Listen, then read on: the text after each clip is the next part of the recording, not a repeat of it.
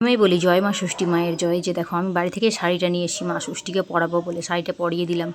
আমি অবশ্য একাই পারিনি, মাও একটু হেল্প করলো। সবাই দেখো সুতো পরাচ্ছে, আমি তখন রেডি হইনি, নাইটি পরে আছি, শাড়িটাও পরে আসেনি। সবে থানটায় আলপন দিলাম, সুন্দর করে সব কিছু গুছিয়েছি, বাড়িতে ডালাগুলো গুছিয়ে রেখেছি। এখন যাব শাড়ি পরতে, শাড়ি পরে চলে আসলাম।